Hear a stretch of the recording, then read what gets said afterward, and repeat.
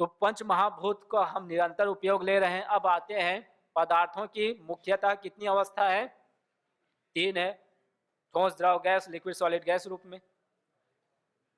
तो 3 प्रकार के पदार्थ है और 3 प्रकार के हमारे भोजन भी है। भोजन कितने प्रकार के हैं? 3 प्रकार के हैं। पहला है सॉलिड। सॉलिड में हम चबाकर क्या खाते हैं? रोटी, सब्जी, चावल, फल। सॉलिड इसलिए चबाकर खाते हैं, चबाकर इसलिए खाते हैं क्योंकि सॉलिड है। लिक्विड में हम क्या लेते हैं? दूध है, जूस है, छाछ है ना, और कुछ दूसरे प्रकार के भी लेते हैं, सब पता है। तो वो हमारे लिए अनुकूल नहीं है। और तीसरा भोजन है हमारा गैस। गैस में हम क्या लेते हैं? ऑक्सीजन लेते हैं, है ना, नाइट्रोजन भी तो लेते हैं। सबसे अधिक कौन सी गैस है? नाइट्रोजन। तो कुछ अंश में नाइट्रोजन भी जाती है, कुछ अंश में जो है CO2 भी जाती है, क्योंकि वो भी है। तो वातावरण में जो है वो जाती है, लेकिन सबसे अधिक हमारे शरीर को जो एनर्जी चाहिए वो ऑक्सीजन। तो ये गैस के रूप में हम लेते हैं। अब देखते हैं कि सबसे बड़ा भोजन कौन सा है। सबसे बड़ा तो रोटी, सब्जी, चावल, फल आप 24 घंटा में कितने बार लेते हो? 1 बार, 2 बार, है ना। जिनको अधिक भूख लगे तो 4 बार, 1000 बार, है ना। और लिक्विड हम 24 घंटा में कितने बार लेते हैं? लीटर में देखें तो 3, 4, 5 लीटर तक, है ना। गिलास में 10 से 15, 20। और हवा 24 घंटा में कितने बार लेते हैं? 24 घंटा। तो सबसे बड़ा भोजन हमारा कौन सा है? हवा। अब देखते हैं कि सबसे अधिक किसकी आवश्यकता है। तो रोटी, सब्जी, चावल, फल के बिना कितने दिन रह सकते हैं? 3 दिन, है ना। नवरात्रि में 9 दिन। और कई ऐसे और योगी तपस्वी है, अपने श्रद्धेय महाराज श्री भी है, जो कई वर्षों तक रहे सॉलिड के बिना। और लिक्विड के बिना कितने दिन रह सकते हैं? 1 सप्ताह रह लोगे बिना पानी के? देखना जी इनका। तो बिना पानी के, हाँ, साइंस में तो ऐसे बताया जाता है कि अपवाद में, अपरिहार्य में 1 सप्ताह से लेकर 3 सप्ताह तक शरीर चला लेता है बिना लिक्विड के भी। तो ये है। लेकिन जिनका अभ्यास है, जैसे सैनिकों का अभ्यास होता है ना, तो ऐसे फंस जाते हैं तो वो चला लेते हैं उनके शरीर। बाकी जो और तपस्या करते हैं तो बिना लिक्विड के भी हम कई दिनों तक रह सकते हैं, कई घंटों तक रह सकते हैं। बिना हवा के कितने दिन रह सकते हैं? दिन तो क्या कहना, घंटा, है ना। रोकना चाहे तो 1-2 मिनट, नहीं तो क्षण भर में हम ले रहे हैं, छोड़ रहे हैं। तो सबसे बड़ा भोजन, सबसे अधिक आवश्यकता किसकी है? हवा की है, ऑक्सीजन की है। और देखें कि ये सबसे बड़ा भोजन कैसे है। तो जन्म लेते ही सबसे पहला भोजन हमारा कौन सा होता है? हवा होता है। उसके बाद फिर दूसरा भोजन कौन सा होता है? लिक्विड, है ना। दूध, मिल्क में आते हैं। और दांत आते ही सॉलिड में आते हैं, अन्नप्राशन होता है। अब जब अंतिम स्थिति आती है तो देखिए पहला भोजन कौन सा छोड़ता है? ठोस, सॉलिड छोड़ता है। उसके बाद और अंतिम में, है ना, श्वास ही। तो जन्म से लेकर मृत्यु तक सबसे बड़ा भोजन कौन सा है? हवा है। और देखिए साइंस में आप देखते हैं, साइंस में जो टेबलेट है, वटी इत्यादि देते हैं, तो उसको पचाने में कितना समय लगता है? हमको भूख कितने समय में लग जाती है? 4 घंटे में। प्यास कितने समय में लगती है? और श्वास लेने का जो समय है, तो सबसे अधिक खपत किनकी हो रही है? श्वास की, है ना। क्यों? पेट का क्या काम है? पचाना, है ना। तो जो आप खाते हो, पेट उसको क्या करता है? सूक्ष्म करता है। क्या करता है? उसके बाद वो ब्लड में जाता है, लेकिन उसको, है ना, बाहर ही हवा के रूप में वो सूक्ष्म हो जाता है। इसलिए वो तुरंत बताया जाता है साइंस में कि 5 से 10 सेकंड में आप लिया और अंगुष्ठ तक आपकी जो है हवा पहुंच जाती है। तो फास्ट तक पहुंचने का माध्यम क्या है? हवा है। तो मेडिकल साइंस में भी क्या करते हैं, जो टेबलेट है, वटी इत्यादि देते हैं, कैप्सूल देते हैं, उसको पचाने में समय लगता है आधा घंटा।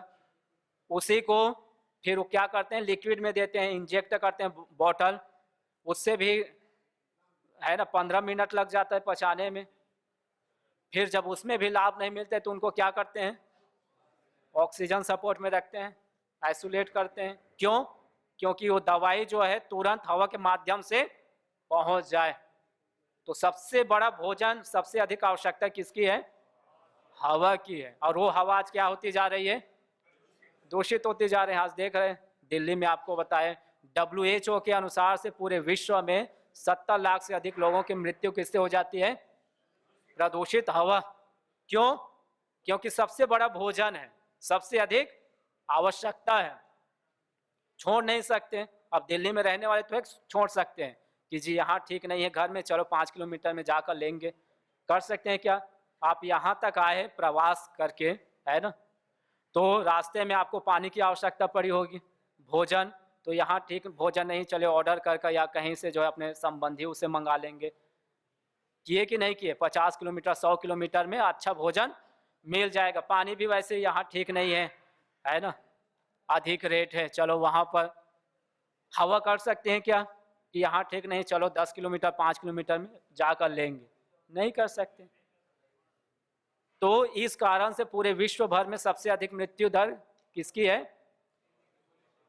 ये वायु प्रदूषण के कारण। और भारत में ही ICMR की रिपोर्ट है कि इंडोर पॉल्यूशन, जिसमें अधिकतर जो है सबसे अधिक लोग समय देते हैं ऑफिस के रूप में, है ना, अपने घर में, और सारे जो है होटल इत्यादि सब अंदर ही रहते हैं। तो इस कारण से 8 लाख लोगों की मृत्यु किससे हो जाती है? इंडोर पॉल्यूशन से, और 12 लाख लोगों की आउटडोर पॉल्यूशन से। अर्थात 20 लाख लोगों की मृत्यु प्रति वर्ष भारत में इस सब प्रदूषित हवा से हो जाती है, जिसमें ये सारे जो है व्हीकल से, गाड़ियों से निकलने वाली जो गैसेज है, SO2, NO2, CFC, हाइड्रोकार्बन है, मीथेन गैस है, CO है, SO2 है, हाइड्रोकार्बन है, ये ऐसे टॉक्सिक गैसेज हैं जो ग्लोबल वार्मिंग, है ना, ओजोन गैस है, एक तो ऊपर है वो तो ठीक है, नीचे जब जम जाती है श्वास के माध्यम से तो हमारे लिए वो हार्मफुल है, हानिकारक है। तो इनको न्यूट्रलाइज कैसे करें, CFC जैसे गैसों को जो ओजोन परत के क्षरण का कारण है, तो उसके लिए हमारे ऋषियों ने इस यज्ञ को जोड़ा। और आज हमने ये यज्ञ में पाया कि हवन करते हैं तो 3 चीजें निकलती है, आप लिख सकते हैं। पहला है पार्टिकल, हवन करते हैं तो पार्टिकल निकलता है। 2 प्रकार के पार्टिकल होते हैं, एक एन आयन, दूसरा कैट आयन, धन आवेशित और ऋण आवेशित कण। तो धन आवेशित कण कहाँ पाया जाता है? जहाँ अत्यधिक प्रदूषण है ना, गाड़ियाँ चलती है, धूल पार्टिकल उड़ते रहते हैं, तो वो कैटायन धन आवेशित कण है। तो जब हम उनके संपर्क में आते हैं तो जाकर हमारे ब्लड सीरोटोनिन की मात्रा को घटा देते हैं, जिस कारण से प्रतिरोधक क्षमता गिरने लगती है, बीमार पड़ते हैं। लेकिन इनकी अपेक्षा जहाँ पर स्वच्छ है, जंगल है, पेड़ पौधे, नदी इत्यादि है, वहाँ पर एनायन पार्टिकल पाया जाता है, ऋण आवेशित कण। तो इस कारण से पहाड़ों में आप देखें जाते हैं तो मन है ना प्रसन्न रहता है, शरीर स्वस्थ होने लगता है, और प्रदूषित जगह में जाते हैं तो खराब डाउन होने लगता है। तो यहाँ पर ये पार्टिकल पाया जाता है एनायन, जहाँ पर स्वच्छ जगह है, पेड़ पौधे, जंगल इत्यादि है, तो उसमें रहने से हमारे ब्लड सीरोटोनिन की मात्रा बढ़ जाती है और स्वस्थ होने लगते हैं। तो वही आयन पार्टिकल जब हम हवन करते हैं तो उससे भी निकलता है। फिर है दूसरा है गैस निकलती है, जिसमें ऑक्सीजन के रूप में 1 ग्राम घी से 1864 ml गैस निकलती है। कितनी गैस है? 1864 ml। अर्थात तो 1 ग्राम घी से आप इस पूरे वाल्मीकि भवन को आप सैनिटाइज कर सकते हैं। इतना मतलब सूक्ष्म होने से क्या हो जाता है, पावर जनरेट होते हैं, पावरफुल हो जाते हैं वो। 1864 ml 1 ग्राम घी है ना, जो अंगारे में डालते हैं ब्रह्माग्नि में, तो ये है। फिर घी में क्या पाया जाता है? घी खाने के लिए बोलते हैं ना अधिकतर, तो घी में क्या पाया जाता है? सैचुरेटेड फैटी एसिड, फैट पाया जाता है ना। तो जब अग्नि में घी पड़ता है तो ये कीटोन्स में बदल जाते हैं। किसमें? कीटोन्स में, और कीटोन्स भी टूटकर कार्बन की अपेक्षा 6 गुना ऑक्सीजन गैस इसमें निकलती है। सेचुरेटेड फैटी एसिड पाया जाता है, अग्नि में पड़ता है तो कीटोन में बदलकर 6 गुना कार्बन की अपेक्षा गैस ऑक्सीजन निकलती है। फिर एनर्जी, जब हम मंत्र चैंटिंग करते हैं तो ये दिल्ली एम्स की ओर से रिसर्च किए गए कि जब हम मंत्र बोलते हैं, मंत्र चैंटिंग करते हैं, तो हमारे मस्तिष्क में गुड हार्मोन्स, हैप्पी हार्मोन्स पाया जाता है, गाबा, जिसको फुल फॉर्म देखें तो गामा अमीनो ब्यूट्रिक एसिड, जिसकी कमी से स्ट्रेस, तनाव, depression and insomnia, hyper insomnia की समस्या होती है। तो जब हम मंत्र उच्चारण करते हैं तो ये गाबा केमिकल तुरंत बढ़ जाता है, हैप्पी हार्मोन्स, गुड हार्मोन्स, और इस कारण से फिर हम स्वस्थ होने लगते हैं, हम आनंद में, स्ट्रेस, तनाव जो है बिल्कुल डाउन हो जाते हैं। तो उस मंत्र को जब हम यज्ञ के साथ और जोड़ देते हैं, मंत्र बोलते हुए आहुति देते हैं, तो उसका सामर्थ्य और बढ़ जाता है, वो और पावरफुल हो जाते हैं। फिर एनर्जी निकलती है, उसकी जो तेज है, ओज है। अग्नि के 5 स्वरूप है जी। पहला है, जब हम अग्नि जलाते हैं तो उसको बोलते हैं रुद्र अग्नि। क्या है वो? रुद्र, शिव को बोलते हैं। तो जो रुद्र, उसका स्वरूप क्या है? रुलाने वाला है ना, तेज। तो वैसे जो शुरू में जो धुआं निकलता है वो रुद्र, तो धुआं लगता है, इस कारण से उसका क्या नाम पड़ा? रुद्र। जब अग्नि धीरे धीरे प्रदीप्त होती जाती है तो उसको बोलते हैं वरुण अग्नि, मध्य। और जब जिसमें आप सामग्री की आहुति देते हो समिधा की, तो उसको बोलते हैं इंद्र, जो प्रचंड रूप है। और फिर वो धीरे धीरे जब डाउन पड़ता जाता है तो उसको बोलते हैं मित्र अग्नि। और अंतिम में जब अग्नि शांत हो जाती है अंगारे में तो उसको बोलते हैं ब्रह्म अग्नि, जिसमें ध्वनि करते हैं। जो यहाँ पर ध्वनि कर कर गए वो कौन सी अग्नि है? ब्रह्माग्नि है। तो ये अग्नि के 5 स्वरूप हैं और अग्नि के 3 स्वभाव हैं। अग्नि किसको बोलते हैं? जो अपने अनुसार बना दे। अग्नि में आप जो भी डालते हैं, अग्नि उसको क्या कर देती है? अग्निमय बना देती है ना? क्या बना देती है? अग्निमय। तो हम किनके उपासक हैं? अग्नि के, है ना, जो सर्वत्र है, उसी को हम ईश्वर के रूप में। तो एक कथानक आता है, आप ध्यान से सुनना, बहुत मतलब पूरे विज्ञान वाले है कि 3 देव है, जल देव, वायुदेव, अग्निदेव। जल देव, वायुदेव में तर्क वितर्क चलता है कि पहली पूजा किनकी होनी चाहिए। दोनों एक दूसरे को, है ना, कहते रहते हैं कि पहली पूजा मेरी होनी चाहिए, पहली पूजा मेरी। तो जल देव अपना तर्क देता है, तीनों 2-2 तर्क देते हैं। जल देव पहला अपना तर्क देता है कि मैं धरती के अंदर भी हूँ, धरती के ऊपर और आकाश में भी हूँ, अंतरिक्ष में भी हूँ, तो पहली पूजा मेरी होनी चाहिए। तब वायुदेव अपना तर्क देता है कि अच्छा ये बताओ, ये जितने भी चलायमान हैं सब, जो गति, ये गति किसके कारण से है? वायु के कारण से सब देख रहे हैं। तो सबको मैं प्राण देता हूँ, सबको जो है श्वास देता हूँ, तो प्राण प्रदाता होने के कारण से पहली पूजा मेरी होनी चाहिए, ऐसा वायुदेव कहता है। तब जलदेव अपना दूसरा तर्क देता है कि अच्छा ये बताओ, जब तुम प्रदूषित हो जाते हो, हवा आज देख रहे हैं प्रदूषित होते जा रहे हैं, हवा में वो सामर्थ्य है कि अपने आप को शुद्ध कर पाए? नहीं है, है ना। हवा में वो सामर्थ्य नहीं है कि अपने आप को शुद्ध कर पाए। तो कौन शुद्ध करता है? जल, बारिश के माध्यम से। इसीलिए प्रथम बारिश में स्नान नहीं करना चाहिए बोलते हैं, क्योंकि सारी जो गैसें हैं, पार्टिकल सब आते हैं। तो ये है। तो असमर्थ को समर्थ कौन बनाता है? जल, जो प्राण दे रही है और आगे भी देती रहेगी, लेकिन वो धीरे धीरे प्राण हरने वाली हो रही, उसको शुद्ध कौन बनाता है? जल। तो इसीलिए पहली पूजा किनकी होनी चाहिए? जल देव, ऐसा कहता है। तो वायुदेव अपना तर्क देता है कि अच्छा ये बताओ, जल का निर्माण किससे होता है?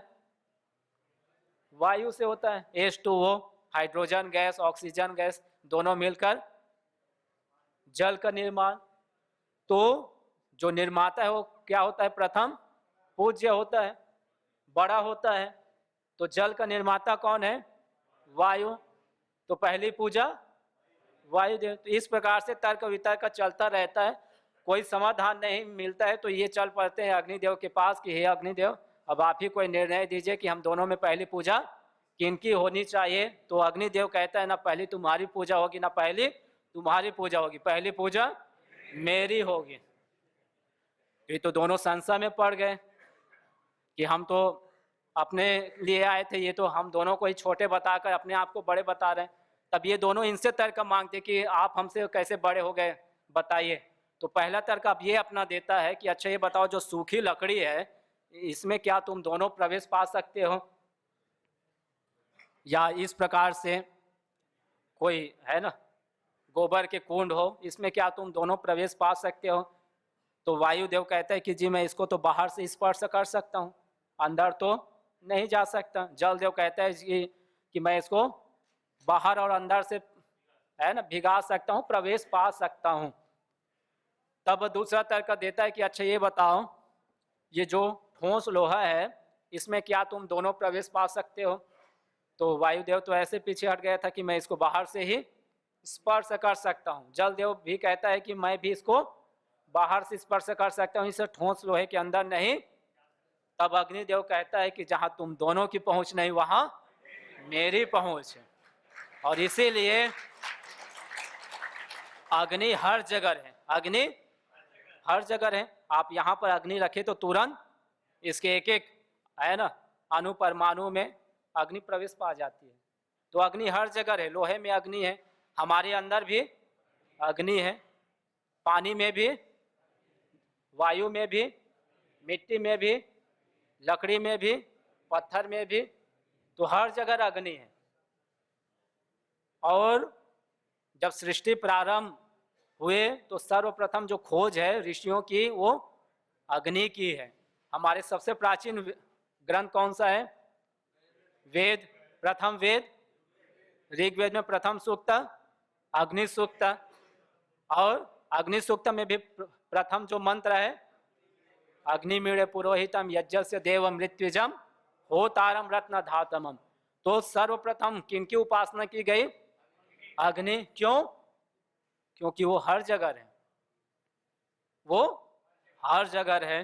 तो इसी को मैंने एक स्लोगनबद्ध किया कि ऊष्म स्वभाव गति और प्रकाश है प्राग जिसकी स्तुति ऋषि ध्याते उन्हें पुकारते अग्नि मिड़े पुरोहितम इति श्रुति। अर्थात अग्नि के 3 स्वभाव है, ऊष्म, गति ऊर्ध्व गतिमान, और प्रकाश, आप मुझे देख पा रहे हो प्रकाश के कारण से। तो ये 3 स्वभाव जिनके हैं और जिनकी खोज जो है प्राचीन काल में सर्वप्रथम हुई और जिनकी उपासना ऋषि आदि करते हैं और वेद भी श्रुति है, तो ऐसे अग्नि देव है। और यज्ञ में भी हम किनकी पूजा करते हैं? अग्नि की। तो ऐसे अग्नि देव के हम उपासक हैं और उस अग्नि को ही हम लेकर आगे बढ़ते हैं।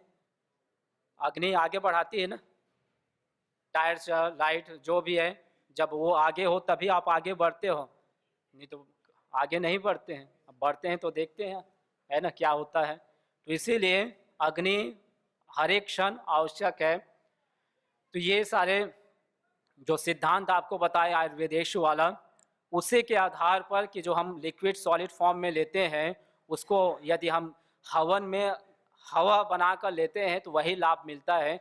इसी को लेकर फिर पतंजलि योगपीठ में भी श्रद्धेय स्वामी जी श्रद्धाचार्य जी के निर्देशन मार्गदर्शन सारे जो साइंटिस्ट है PRI, तो उसके निर्देशन में फिर ये सारी जो अलग अलग सामग्रियाँ आप देख रहे हैं, संततिष्ठि जिनको इनफर्टिलिटी की समस्या है उनके लिए जो है संततिष्ठि हवन सामग्री बनी, जिनको मस्तिष्क की समस्या है उनके लिए मेधेष्टि, जिनको अस्थमा दमा की समस्या उनके लिए कफेष्टि, जिनको हार्ट की समस्या हृदयष्टि, जिनको डायबिटीज है टाइप 1 टाइप 2 उनके लिए मधुष्टि है, जिनको स्किन डिजीज की समस्या है उनके लिए चर्मेष्टि है, जिनको वात रोग कहीं पर भी joint pain cervical spondylitis ankylosing spondylitis sciatica है, आर्थराइटिस है रोमेटाइड आर्थराइटिस ऑस्टियो आर्थराइटिस इत्यादि है, तो उनके लिए ये वातेष्टि हवन सामग्री। फिर वैसे ही शरीर में कहीं पर भी गांठ है, ट्यूमर, सिस्ट है, तो उनके लिए कर्कटेष्टि संस्कृत में कैंसर को कहा जाता है, कर्कट, अर्बुद। फिर वैसे ही जिनको प्राणेष्टि, न्यूरो समस्या है, पूरे शरीर वीक पड़ गए, ऑटो इम्यून डिजीज की समस्या है, SLE, MS, MND जैसे, तो उसके लिए प्राणेष्टि। तो ऐसे ये कुल रोगानुसार 11 प्रकार की सामग्री। फिर एक है प्रारब्धेष्टि। प्रारब्ध, कई ऐसी समस्या होती है, समस्या तो है लेकिन कारण का पता नहीं चलता है, सारे MRI, CT स्कैन, एक्सरे कराने के बाद भी, तो उन समस्याओं को जो है प्रारब्ध के अंदर माना जाता है। तो उनको भी दूर करने के लिए हमारे यहाँ यज्ञ को बताया गया है कि इस प्रकार से लगता है अदृश्य शक्तियाँ है ना, कुछ है, तो ऐसे जो है उनको भी दूर करने के लिए शास्त्रों में बताया है कि हवन करें, तो उसके लिए प्रारब्धेष्टि। फिर है पित्तेष्टि, गैस, कब्ज, एसिडिटी की समस्या है, जो है खट्टी ढकारे आती है, गैस है ना पेट में, तो हुई दिमाग में भी चढ़ जाती है गैसें जो है, तो उसको शांत कैसे रखें, उसके लिए पित्तेष्टि। पित्त तो गुलाब है, जो ये भस्म है, उसको दिया जाता है। तो भस्म जिस प्रकार से अभी आपने सुने, कल महाराष्ट्री को आपने देखे कि कैसे यज्ञ की जो राख है, ऐश है, वो भी बहुत बड़ी जो है मेडिसिन है। प्राचीन काल में भी देखें तो सब ऋषि मुनि क्या लगाते थे, भस्म लगाते थे, अभी भी लगाते, सब भस्मीभूत होते हैं। तो भस्म लगाने के पीछे है कि भस्म में ये सारे जो है एंटी फंगल, वायरल, बैक्टीरियल इसमें है।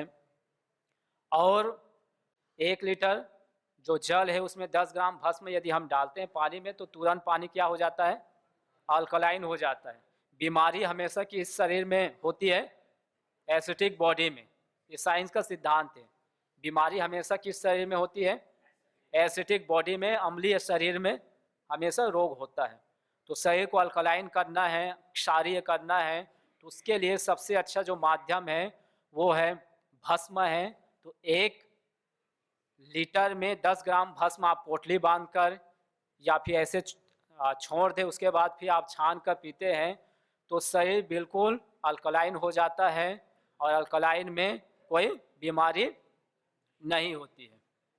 तो ये भस्म, फिर उसी प्रकार से भस्म को छानकर उसमें एलोवेरा, तो उसको मिलाकर पेस्ट बना लेते हैं। जिनको भी चर्म रोग है, skin disease, psoriasis, eczema, leprosy, leucoderma, सफ़ेद दाग, इस प्रकार के मंकी पॉक्स या इचिंग इत्यादि है, स्वेलिंग है, तो ऐसे में ये पेस्ट बनाकर उसको लेपन किया जाता है। तो इसमें भी हमने अपने वेलनेस योगाग्राम में ये पाया कि जिनको 1 साल से या कई बहनों से या कई वर्षों से 10-10 साल से जिनको सोराइसिस की समस्या, उनको हमने इस प्रकार से लेपन कर कर दूर किए। तो ये सामर्थ्य इस यज्ञ आयुर्वेद में है।